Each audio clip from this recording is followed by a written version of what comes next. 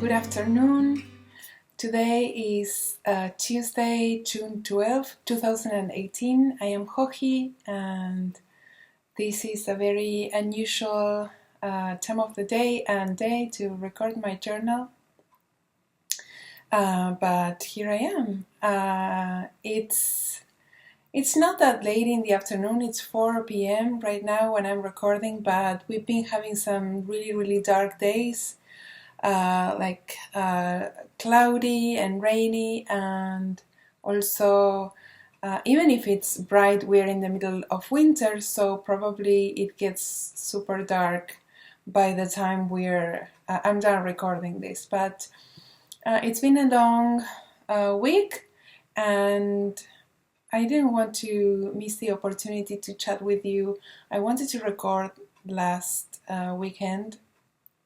I wanted to record a journal, but it just wasn't the right time for me. I was feeling very overwhelmed by work. I did post about that on Instagram, and I received a lot of encouragement. So I wanted to sort of explain what was my moodiness about during the weekend.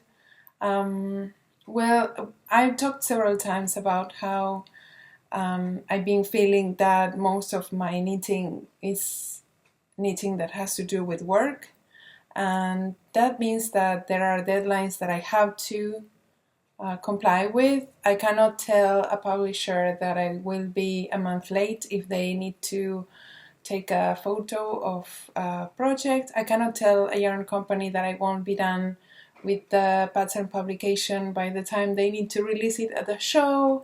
And I cannot tell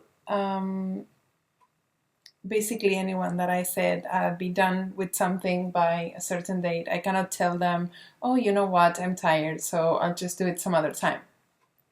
So even though I would love to follow your advice of just take a break and go walk or something, I did need to sit down and write a lot of things, and I am a pretty good freelancer in terms that I'm usually very organized. I love my work, so I don't have any problems just sitting down and getting work done during the week usually.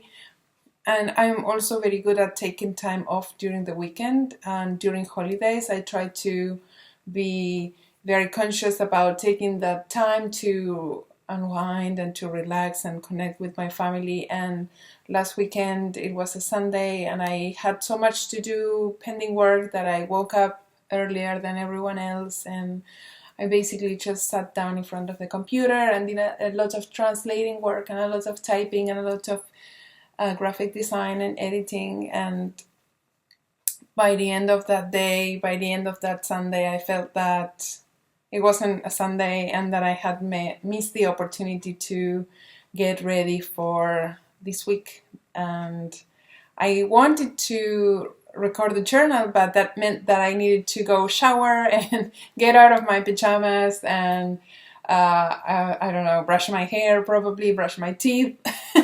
So all I wanted to do was to get work done and to finish with what I had to do, and I was feeling a bit sad about that, but I'm feeling much better today.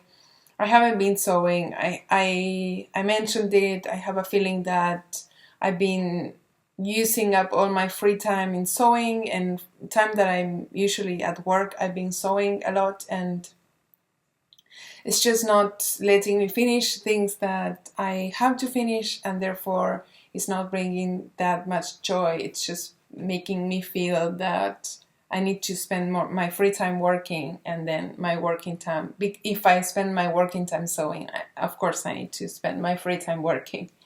Anyway, that was a bit of explanation about why I'm recording today on a Tuesday and not on a weekend. And yeah, and I have more makeup than usual today because I just came home. Charlie and I went out to take some photos of a pattern that I have to publish this Thursday, so day after tomorrow. So you all know what I'm talking about if I say cathedral wrap. I've shared with you the progress on that design, and I've been very fortunate to have really quick test knitters that finish the test knitting in time. And so that pattern, I'm not going to show it to you because I'm going to release it on Tuesday, and I want to save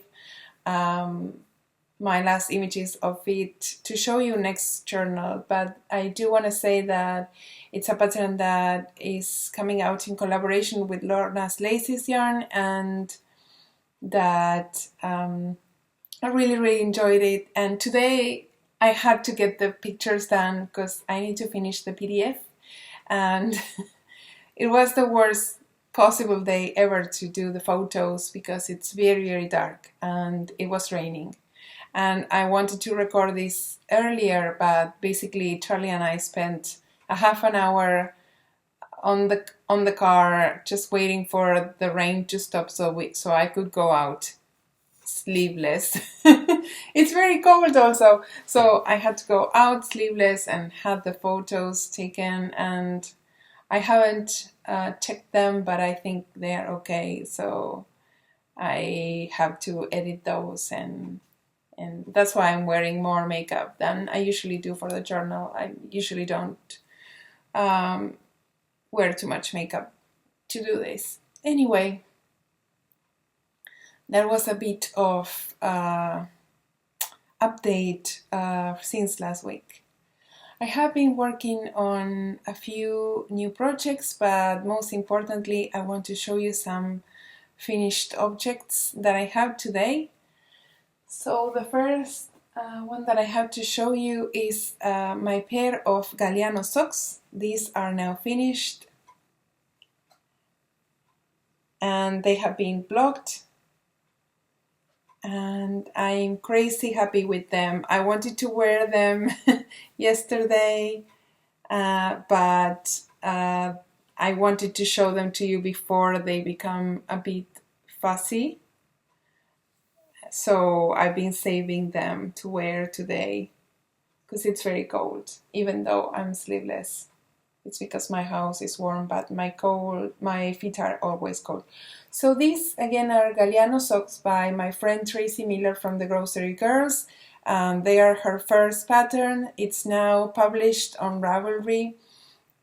I cannot recommend this pattern enough. I made size medium. I'm a size US 9 or European 40, 39-40 shoe. And I used one skein of Copper Corgi Jones Street Sport yarn. It's a mix of alpaca and wool. And the color is goldenrod. And I had a bit left over, so I think that I made size medium, I said that, but I think that one skein should be enough for all of the sizes, considering that I did one less repeat of the leg pattern. So instead, I think the pattern calls for 7 cables and I did 6. But still, if you see the photos that I uploaded to Ravelry, you will see that the leg is long enough. So I can recommend this pattern. It's really brilliantly written and I enjoy them very much. And the next project it doesn't look quite finished because I didn't weave in the ends and it's still a bit wet, not too wet, but my mom came back from Europe. So she finished the fingering weight version of the tank top that I showed you last week, and it was missing the hem at the bottom hem and the neckline. Oh, that's my mom coming to visit. It was missing the bottom hem and the neckline because mom didn't have smaller needles to work them while she was away, so I did that and I blocked it. And now I need to weave in the ends. So I showed you last week we are testing the sport weight version of this top. I think we're done testing that. My testers were amazing. And now I'm done with the fingering weight. I need to grade this pattern and it will be ready for testing too. And then we will send this to Madelinetosh. The yarn that Mom used, it's a new favorite of mine. I mean, the yarn, I'm very familiar with this. This is Tosh Merino Light, and I've used this yarn countless times. I cannot recommend this yarn enough. I think it's amazing. And but I'm in love with the shade of purple. I picked this shade of pink. I picked this color myself, and I'm not usually. I wasn't a fan of pink. I used to think that it was a very bad color for me, so I tried to steer away from it. But I decided to start using more pink last year, or maybe a couple of years ago, and I think it's a very good color actually, so I'm very happy with it. It's like a blush pink with speckles and really nice details. So I wanted to talk about Madelinetosh because I think that because they are a bigger company, like a larger company, people don't usually talk about the hard work, and I am in love with this company because I think that they have stayed always at the top of the trends as time went by. I remember seeing Madelinetosh coming up with those glaze colors so many years ago and thinking, how are they doing this? And as time goes by, I always feel that Aimée keeps coming up with new things, and sorry about that, with new things and new trends, and I don't know how they do it, but they keep having that inspiration that smaller companies provide. Like they keep getting all those new colors all the time and personalized themes, but they are such a big company and I don't know how they do it. And I also wanted to say that I've been to Madelinetosh once, maybe 4 or 5 years ago.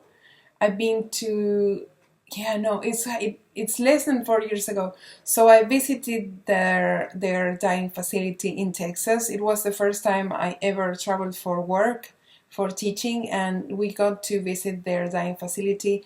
And what amazed me the most is that each skein is dyed individually in one pot. That blew my mind. For some reason I thought that they had this system where they dye everything together and that's how they can produce these quantities. They dye each skein individually. So for me they're still like a smaller dyer, like each skein I feel that it's made with love, but then they have a lot of pots working at the same time. So yeah, I think it's a company that has worked really, really hard to get where they are, and I love to use their yarn because I always think that they nail it. They nail it with every color. So that was my summer top in Tosh Merino Light, and the colorway that I used for this one is called Copper Pink, and you will see it soon. As soon as I finish testing this, you will see it soon in Madelinetosh's website. Okay, so now works in progress. I have 3 works in progress that I can tell you about, and then I have others that I cannot tell you about. But I'm gonna start with the largest of them all. Let's see. So this is my fade shawl that I've been working on for the past few journals. Let's see. I'm in the middle of the row, I think. Yes. So now it has become so large that I cannot have it in my straight needles anymore. I have added the 4th color already, the 4th and last color here at the bottom, and soon I will finish it and it's huge. It's massive. It's very, very big, and it makes me happy, happy, happy, happy. So I'm gonna tell you about the yarns that I used again, if that's okay. I'm using, my first color is by Vivid Yarn Studio, Canadian dyer, Julia. Very lovely person. And this is their signature sock base, and the colorway is called Stardust. And then in the second wedge, I'm fading it together with color number 2. So color number 2, you can see this is a plain section of color number 2, is by Life in the Long Grass, and it's their fine sock, which is a very similar base. They are both 75% merino, 25% nylon, and I love that base because it blocks beautifully for shawls. And this colorway is called Artifact. And then, oops, I think I snagged a stitch here, but I will fix it later. In this section, I'm fading it together with color number 3, so both of these, colors 2 and 3, are by Life in the Long Grass. And this colorway is called Wild Rose Bay. And the last section, the last fading section is this one, is where I fade colors 3 and 4. Color 4, you can see it better here, is this very bright purple by Vivid Yarn Studio. Also, same dyer as color number 1 and same base, and this colorway is called Royal Purple. You can hear my kid talking to my mother downstairs. I asked them to be quiet because I will be recording this, but they have obviously many secrets to tell each other because they are whispering and you can hear them talking like this. Anyway, I'm taking notes of the yarn usage of each of these yarns. For example, for the first color, I only used 15 grams of my skein, or I have 85 grams left. So in the pattern, I'm going to call for only 20 grams of color number 1, and then you only need, I think, 55 grams of color number 2, but I'm going to buffer that a little bit because usually people tend to use more yarn than I use. And then color number 3 is almost a full skein, and probably color number 4 is going to be a big amount of the skein too. But for these two colors, you will only need partial skeins. So that's my first work in progress. I'm very happy. And then I made some progress on my yellow sweater that I showed you last week also. This is a cardigan that I'm making to wear on top of my or with my handmade dresses. By the way, I'm wearing my handmade dress today that I showed you. I don't know if you can see it, but it's my handmade dress. It's the first time I wear a handmade dress for a photo shoot, so I was very, very proud wearing that. Anyway, I thought of this design so that I could wear something beautiful and delicate and bright over my handmade dresses, which tend to be these neutral shades, because I'm a very gray and black person. So I'm making a boxy cardigan. It's not the boxy design turned into a cardigan. It's just a cardigan design that happens to be boxy. And I am now, last week I showed you the back. Now I finished the fronts. You can see the neck shaping here. There you go. And also here. It has a crew neck shaping. Hold on. Whoops, there it is. You can see there the neck shaping, sort of. And I am using this combination of yarns that I love. I'm very happy with my yarn choice. There you go. So I'm using La Bien-Aimée yarns. I'm using her Merino single and her Mohair silk, and both of them are in the colorway Yellow Brick Road, and they are living in my yellow project bag. And I decided to name this design Elton in honor of Elton John, who wrote the song Yellow Brick Road, which happens to be one of my favorite songs ever. I think that every time I hear that song, the melody gives me chills and shivers. I find that in only a few melodies that are that touching. Does it happen to you too? You hear a song and I don't mean it as in, oh my God, they are such good singers. As in just the melody itself brings me to tears every time I hear it. Sometimes I think people like Elton John had all of these inside their heads. They had these melodies and they had to get them out of there. Can you imagine what it would be to have all of this inside your head and and not being able to write these songs? How do you get that out? I'm fascinated by musical geniuses. Anyway, I'm loving it. I'm loving working with this striped fabric, and I really want to make it grow fast because I want to wear this soon.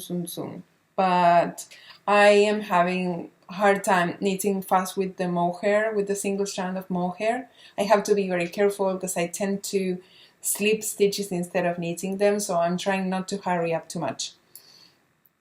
And also I cannot, even though the knitting is like crazy easy, it's just stupid knitting, really. It's just very easy. I have a hard time keeping both yarns from tangling, so I'm trying to be very careful, and I'm only knitting on this project while I'm at home. So it's going to take a little bit longer than I thought it would, but I'm enjoying it very much, and it's very great for watching TV. It's just that I don't want to get it out of the house because my yarns get tangled, and then I can't detangle them easily. So that's my second work in progress. And then my third work in progress is the pattern that I'm featuring today. So this week I don't have any new pattern releases, and I don't want to bring old patterns every time that I don't have a pattern release to show you. So since I'm knitting someone else's pattern, I decided to feature that pattern this week. So this week I'm featuring Purl Soho's Gina's Brioche Powwow, and it's the pattern that I'm knitting today. It's not unusual for me to knit other people's patterns. I usually have one of my projects I am not writing about. Let me rephrase that. I'm usually knitting at least one project that is not a new design. So it could be that I'm knitting my own pattern again, or that I'm test knitting for someone, or that I'm knitting a plain, a vanilla pair of socks, or someone else's pattern, like this is the case. But generally I don't have a lot of time for that. So I tend to pick patterns that are short or that can teach me a new technique. So as I mentioned last week, this is the year where I'm learning new things. I learned how to sew, and I was teaching myself how to improve my tension last week with color work, and this week I'm learning how to do brioche because I have never ever done brioche. So this is the pattern that I'm knitting, and I'm loving it, and I totally get it. I don't have to look at the instructions anymore. I can fix mistakes. I can knit brioche while watching TV. I can tell what row I'm on in the middle of the row. It's amazing. I'm very, very happy. And again, I can't recommend this pattern enough. I'm very, very grateful that this pattern has finally taught me how to do the brioche. So this is a very big cowl. It looks all scrunched up because I'm using shorter needles, but that is because it's easier for me to work on shorter needles and having all my stitches next to my tips when I'm working. You can see the fabric that I'm making there. This is the right side and this is the other right side. And I'm using these two yarns.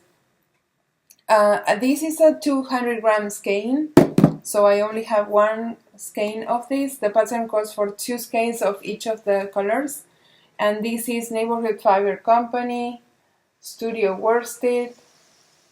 Oh, it's raining. Studio Worsted is 100% superwash merino and 400 yards of worsted weight yarn in one skein. So this is a 200 gram skein. The color is this pale gray and it's called Charles Center. And my yarn 2 or my contrasting color is this bright deep blue. It's called Azul Profundo in Spanish. That means deep blue. And I have 2 skeins of this. Oh, and this is Malabrigo Rios. And again, 2 skeins of Azul Profundo.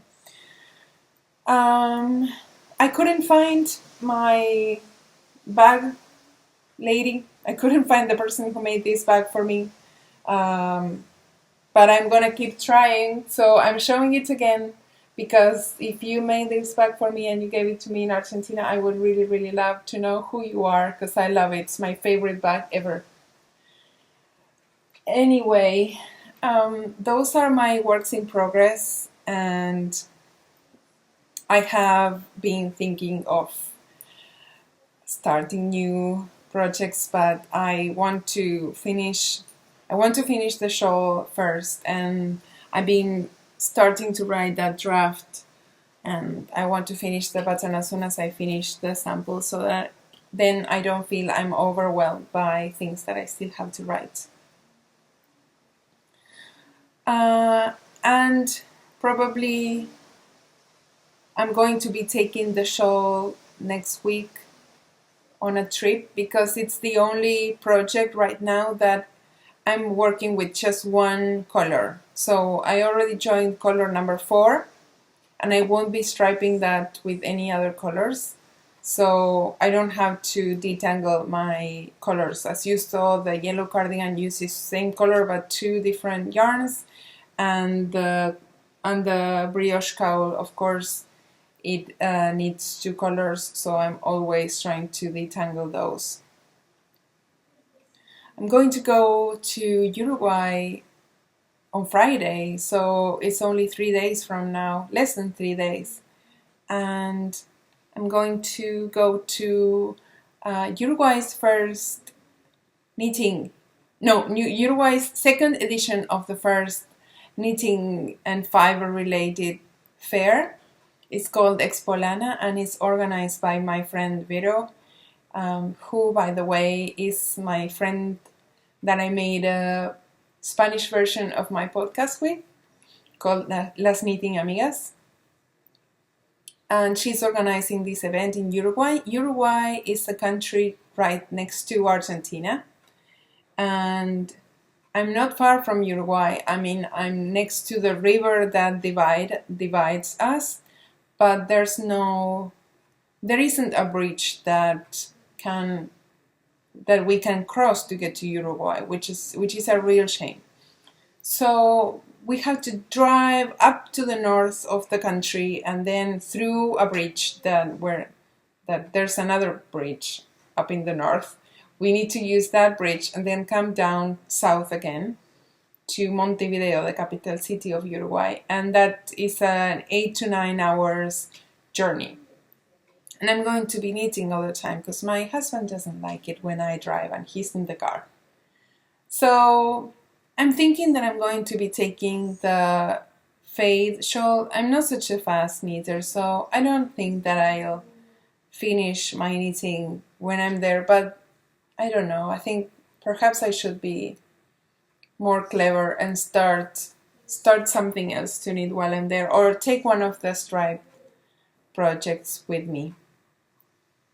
So that's going to be this upcoming weekend. We're leaving on Friday, and I'm teaching a class on Saturday in Uruguay. And I don't know if you know, but this Thursday and Friday, it's the opening of our beloved Football Soccer World Championship. I'm not a fan of football, but I love to watch the World Cup. I love it. And it's probably the only time I ever watch football, but I do it. I watch every game. And when I was planning my classes for Uruguay, Vero, my friend, offered different time slots. And I picked the Saturday morning because I thought that if I taught the class very early, then I would be done by noon, and then I can hang out with my family at the fair. And I always like to do my work first and then do my playing. And well, it turns out that the first match for Argentina versus Iceland is on Saturday morning. So for the first time, I won't be able to watch Argentina's game. I will be teaching Sweaters That Fit class in Spanish to my students, and hopefully people are going to keep me updated of the score as I teach through the windows or through the doors. I think it's going to be fun to be away from it, and hopefully we will win and it will all be good, and hopefully I will be able to watch the other games. Speaking of Uruguay, as I mentioned, I'm going to be teaching for the first time in Spanish. This is something that I've been asked to do sometimes, and that I have been just saying no because I didn't have experience, and I think I was a bit embarrassed to be teaching to people from my own country or neighbor country. And then eventually I thought that having my friend organizing an event where teachers are teaching in Spanish and for me not to be there was something that, if I was my friend, I would be very, very angry. So I decided to do it. I told her that I would be teaching a workshop in Spanish, and I started getting ready for that, and I translated my handout, like the class materials that I gave everyone during my class, to Spanish. And this is one of the things that kept me very occupied during the weekend. I didn't think that it was going to be so hard for me to write knitting terminology in Spanish. I have my patterns aren't in Spanish. I've learned how to knit basically reading blogs and knitting magazines in English, so I don't know any of the terms like knit together or SSK. I don't know what the Spanish terms for all of that is, and I had to do a lot of research when writing my handouts, and it just backs up my decision of not having my patterns translated to any other languages, because I couldn't possibly make sure that the quality that I have for my patterns in English, that it's going to be the same for patterns in any other language. And it's not just taking a knitting dictionary and translating everything. It's just it needs to make sense for people who are reading it. So, but I did it. I succeeded. I translated the whole handout, and I'm ready for this Saturday's class. And also, speaking about classes in Spanish, I want to send a huge shout out to everyone who signed up for my classes for Barcelona Knits. So today's Tuesday, yesterday Monday, Barcelona Knits Festival opened the registration for my classes in November. The festival is happening on November 17 and 18 of this year, and the organizers opened up the registration for everyone's classes. There are classes with Isabel Kramer, with Vera Valimaki, with Nancy Marchant, Mila Moss. No, I'm getting that name right. The big crocheter, you know, who I'm talking about. I'm mixing up her name. Mola Mills. Sorry about that. Anyway, they opened up registration and the class is sold out in less than 1 day, which is mind-blowing. And so I wanted to thank you all so much for that. It's a huge honor for me to come to each of these events. The fact that you guys want to come meet me and pay to sit down and listen to me talk for 3 hours is very humbling. And also yesterday, all these Spanish knitters were crazy warm and they were tagging me in their stories and they were sending me comments and messages and notes and love and support, and I couldn't be happier that I'm coming to Spain to teach to all of you in Spanish. And anyway, I just wanted to mention briefly what some of the next trips that I'm doing are. Okay, what's next? So, knit along update. I made a mistake last week when I recorded the journal. So, we've been having our figuring point knit along since April 12th, and the knit along was supposed to run for 2 months, and it was supposed to end today, June 12th, exactly 2 months after we started. And last week when I recorded, I made a mistake and I said June 16.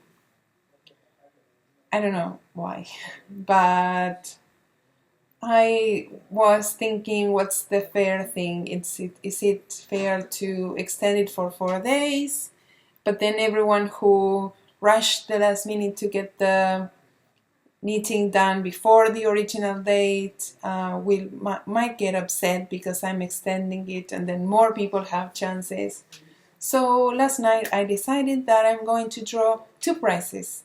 I'm going to draw a prize today. Today is the original ending date. I'm going to draw the original prize that I'm going to donate. These prizes come from my stash. These prizes are either something that I purchased or something that a friend gifted to me and for me to keep, but I'm donating them for you to have. So the first original prize is this fade set from Snail Yarn that I purchased when I went to Berlin Knits. So let's put them in order so that it looks prettier.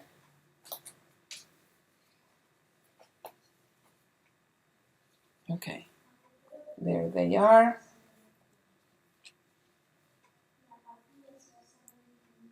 I think this would make a fantastic, fabulous, another fading point, and I would love to have this to wear, but I'm excited to give it to one winner.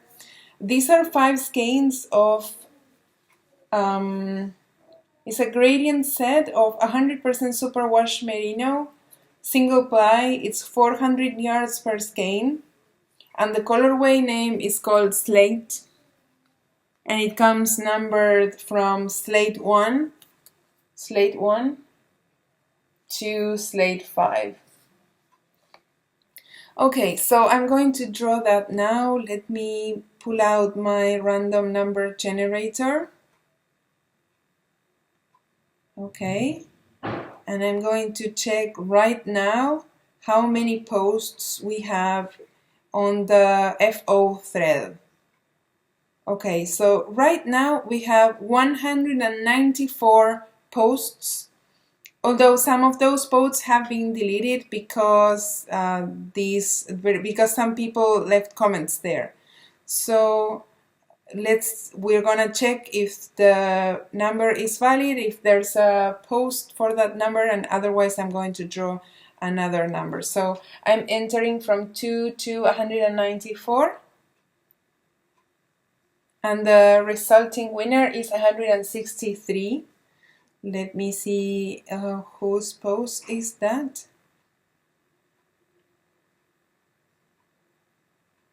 And if it's a winning post or not.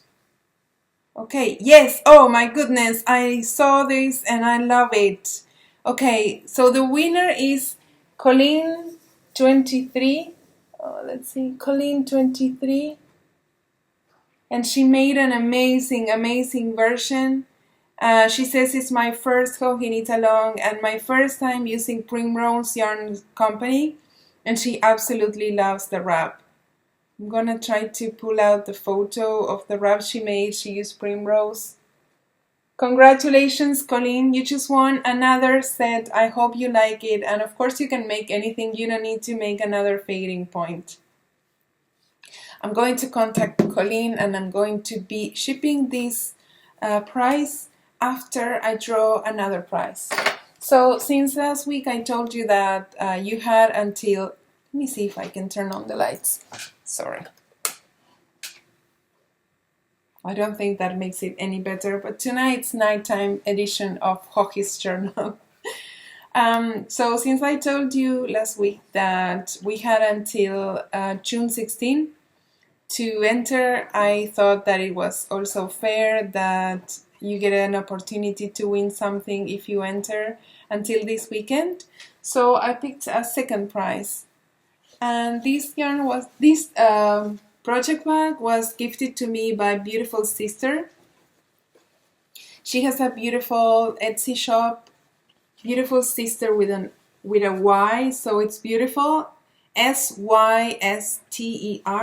And she makes these carry-along bags, so you can either fold it down like this. Okay, let's see. You can either fold it down like this, or you can tie it if you want to go and you don't want your stuff to fall. You can just tie it up like that. And because we're having a theme here, I don't know if you noticed, we're having this muted blue theme. And I also picked two skeins from my stash to go with this theme. These are two skeins of yarn that my dear friend Danica from Nature's Luxury gifted me.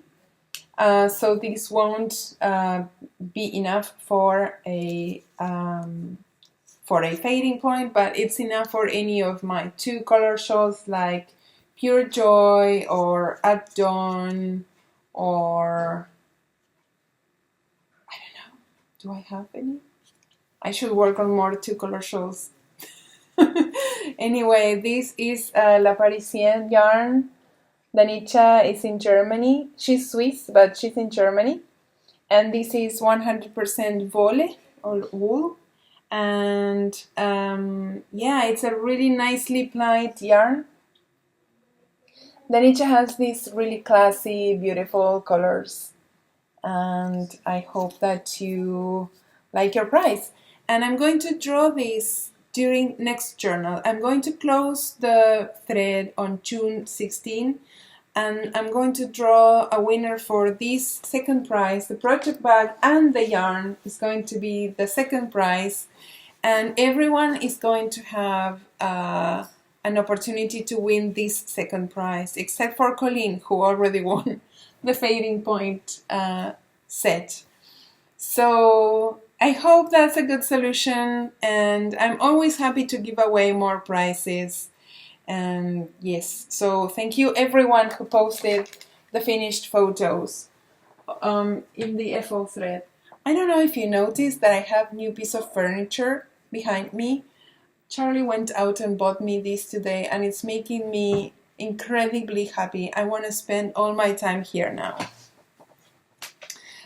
Just also because this is my printer here, and my printer was living in the floor right next to my desk, which was very, very sad. So now my printer has this space, and I have room to put all the things that I want to show you for the podcast, and it has drawers for knitting tools, and then it has a special shelf for knitwear that needs to be photographed, and just trying to keep myself organized with the things that I can. Yes, it's very dark now, so the colors are going to be completely changed and the quality has become very grainy, but we are here together, so I hope that's okay. And I also wanted to talk to you about sewing, because even though I'm trying to pace myself with sewing, I have been able to sew some things. First of all, I want to give you a report on Sebi's backpack. Sebi loved his backpack. He really was surprised. He had seen the idea and he had picked the style, but he hadn't seen the backpack at all, and he was very happy. But the thing is that if you remember, it had a buckle, a belt buckle, and that was very hard for him to use. So after we gave it to him, I took it to the shoe shop, and they added a snap closure instead of the belt closure, and now the backpack is perfect and it has been used already several times. So 2 thumbs up for me. And then, inspired by the same theme, June 4th, so last Monday, was my son's birthday, and Tuesday was both of my brothers' birthdays. I have twin brothers, and they're both very dear to me. And so I wanted to make them something manly and masculine and useful. So if you remember, I showed you last week the fabric that we had waxed for this. I made them some Dopp kits using a tutorial that I found on Craftsy. It's a free pattern, and you can find the link to that in previous journal. I'm going to add it to the journal notes below too. And so this is intended for my brothers to put all their toiletries, like their shaving cream and deodorant and shampoo and anything that they bring on a trip. But then I'm seeing my other brother this weekend. I just seen one of them, and he has already been using it a lot for his football meeting. So he didn't take it as a fancy thing, as in when you go on a trip you can take this. He just went on and he's using it a lot, which makes me super happy.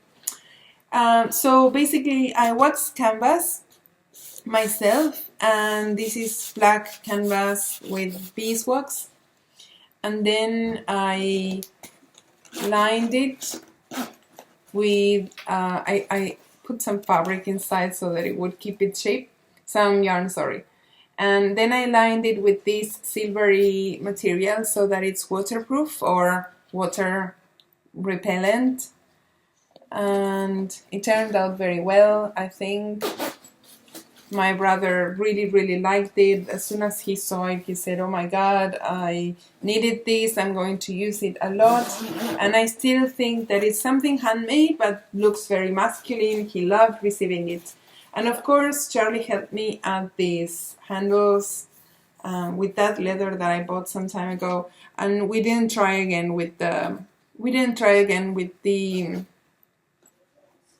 rivets. We just went for the screws, because I didn't want to risk it until I get a bit more practice with that. So we added some screws to attach the handle, and I made 2 of these. One of them is already with its recipient, And then the next thing that I made is, you might remember some time ago, I made this baby top using Wixten's pattern, baby smock top, and some cotton from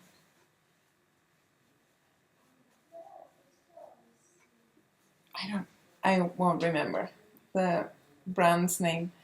And I thought it was a bit too colorful, and I wasn't sure about it, because when I bought the fabric I was still a bit overwhelmed by all the choices that you can find in the US, and I was, okay, give me this, it's good for a boy or a girl. Now I understand that there is no such thing as good for both. You either buy for girls or for boys, at least in my book. So I thought, okay, this is not so nice for a girl. It's very bright, it's not very delicate, and I wanted to tone it down. So I picked some white linen. This is missing the elastic at the waist, but otherwise it's finished. I picked some white linen and I used the same fabric that you can see in the top to make this patch, and I completed the set now. So it looks like this, and now I think it's adorable. Now I really like it. This is going to be for my cousin's baby girl, and we're gonna see her on June 20, because you know, when there's a new baby in the family, you try to make an appointment so that you don't just drop by and the parents turn out to be napping or something. So we told them we're going on June 20 to meet her, and yeah, I just need to trim some of these little threads and add the elastic at the waistband. So this was again Wixten's baby top pattern in the 6 months size, and this is a free pattern by Purl Soho. I don't remember the name, something like patch baby pants, but it's a free pattern. I loved it. I made this super quick. This was really super quick, and I mean, come on, I want to make a dozen of these when I have all the time in the world. So yeah, that's for my new niece. This is the same baby that I made a Felipe vest for some time ago that I showed you in the journal. And the next thing, the next big thing that I made is I made a pair of trousers that don't fit me, but I made a pair of trousers. So here they are. They are massive trousers. They are really big. These trousers were made using Merchant & Mill's 101 trousers pattern. I bought the paper pattern when I was in London, because Merchant & Mills don't sell PDF versions of their patterns. I don't know why that is, but they don't. So I wanted to make this pattern and I picked it up when I was in London. And it's I could see in the photo that it was high-waisted and that it was a relaxed fit. So I had troubles deciding which size I would make. I made the third size, so it's size 10, UK 10. And I used some denim that I had. It was a leftover from a trapeze dress that I made a couple of weeks ago. So I only had 1 meter and some bits that I used to make the pockets. So I didn't respect the grain line, like the trousers. They looked like they needed to be cut like this. And I cut them like this to make a better use of the fabric, but I don't think that's why the pattern didn't work. It's just so long at the crotch. It's just really long, and it didn't work for me. It didn't work for my shape. And also it comes in 3 versions. It comes as a short, like the shorts, the full length and flared trousers, and then the tapered and cropped version. This is the tapered and cropped version, but if you look at the cuff, bottom hem, these are not tapered trousers, at least not for me. No, not at all. So I was super sad because I know I took it. I was making this as my wearable muslin. I always make that mistake because in Spanish we say muselina. So this was my wearable muslin, but it was very nice and I wanted it to work. And it's not like the denim was expensive or anything. I did put a lot of work into it, and I was really hoping that this pair was good enough that I was going to make a good pair, like with better fabric, and I was going to cut the pieces with the grain line as the pattern told me to do. And it's just not the cut of pattern for me. But I wanted to show you how beautiful it looks also from the inside. So you have, I made pockets, and the pockets are very elaborate. So you can, this is the pocket facing, and I could use like leftover fabric for the pocket bags, but I use the same denim. And it's all trimmed and finished, and it has this faux zipper fly and the added waistband, and then my presser foot for the eyelets and buttonholes was not working properly. It's fixed now, but it wasn't working, so I had to do the buttonholes manually with the zigzag function, and I learned how to do this seam stitching, and I attached the waistband. I mean, there was a lot of work involved in this wearable muslin, so I was hoping that it was going to be something better fitting, and it wasn't. And I think it wasn't because of my body shape. I have very wide hips and low hips, and it just these trousers were accentuating that instead of like improving it. So I was a bit depressed because I had invested quite a few hours in this project, and then I thought, wait a moment, my mother is much smaller than I am, or I don't think if she's smaller, but definitely has a completely different shape. My mother is very balanced and has very narrow hips, and she probably has not such an accentuated waist.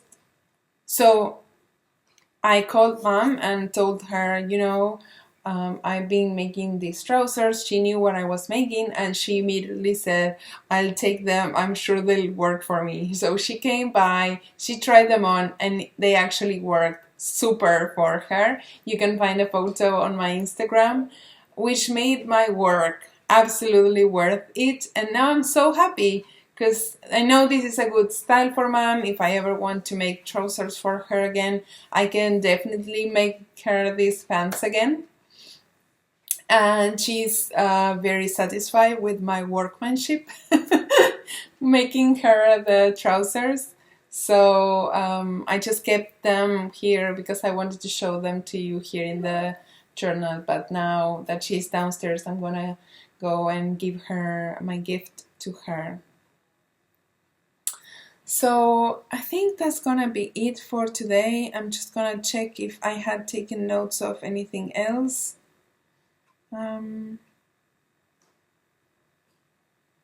No. So that's going to be it. I'm not going to be recording next weekend because I told you I'm going to be in Uruguay. We're going for the festival, and then we're staying a few days with my family, and we're bringing along my mother and Charlie's parents, so we're taking some time to visit Uruguay, and I'm going to be basically just doing knitting work and no computer work. So I'm going to hopefully record when I come back and tell you all about it. In the meantime, thank you for joining me today in this dark edition of the journal, and I hope you enjoyed everything that I had to talk about, and I hope to see you soon. Bye!